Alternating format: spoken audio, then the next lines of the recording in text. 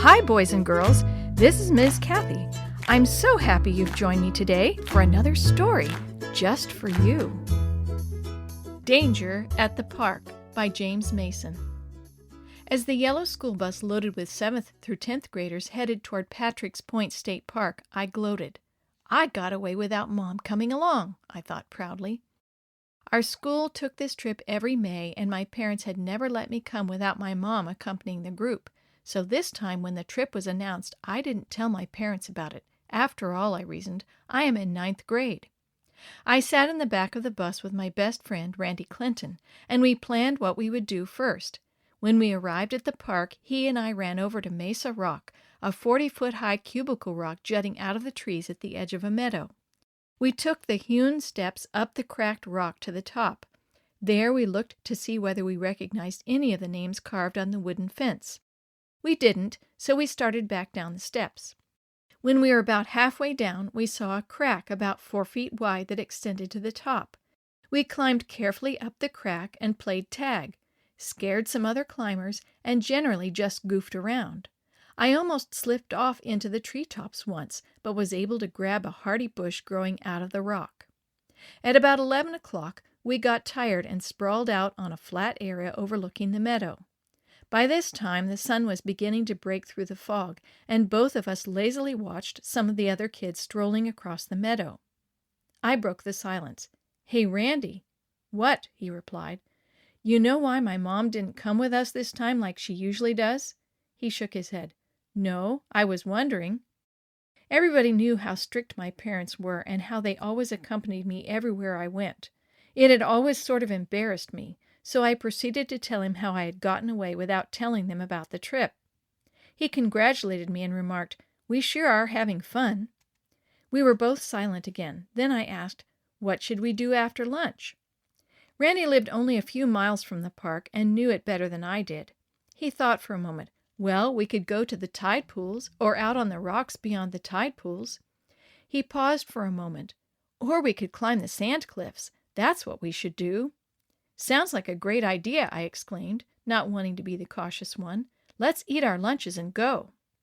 With that, we scrambled over to the face of the rock and slowly descended, racing to the bus when we reached the bottom. There we ate our lunches and told of our adventures of the morning. As soon as we finished, we hastily threw our lunch bags in the trash barrel and started jogging to Agate Beach. The muffled roar and the salty smell of the sea became more intense as we ran down the trail. As we neared the shore, I could smell the stench of dead sea life and the smoke of fires on the beach. We stopped at a bend in the trail where the bushes weren't as high and we could see the beach.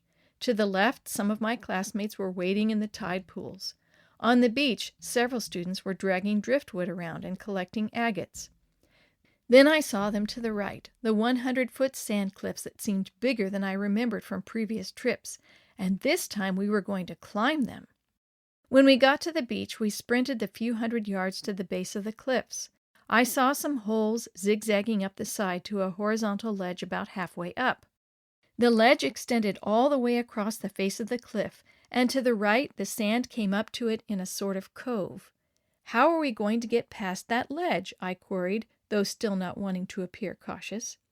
Randy showed me where the ledge rounded a corner in the cliff to the left, and another set of zigzagging holes led to the top. "Well, let's climb it," I said with as much bravado as I could muster. "Okay," he replied. "I'll go first."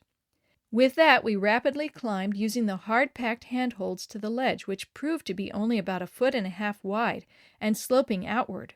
We scooted sideways, using our fingers to hold ourselves to the sand cliffs.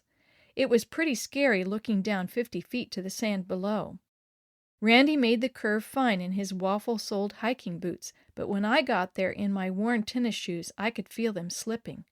I stopped, not wanting to take a chance. I squatted and dug my fingernails into the packed sand, but I could still feel myself slipping ever so slowly off the ledge. I prayed frantically for God's help and said in a surprisingly calm voice, "Randy, come back. I'm slipping."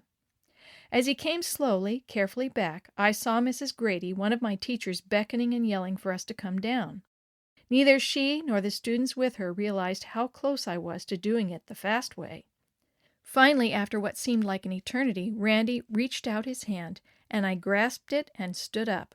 We then crawled slowly downward along the ledge to where the sand of the beach came up to meet it. There we collapsed in relief.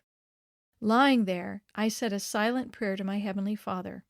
I promise to obey my parents better and always let them know where I am. I also promise that I'll keep my life in your hands, God.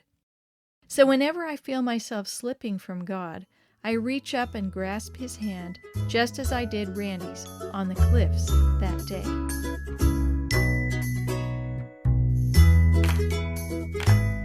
The story you have heard today is from Guide's Greatest Stories, written by various authors and compiled by Randy Fischel, and used with permission from the Pacific Press Publishing Association.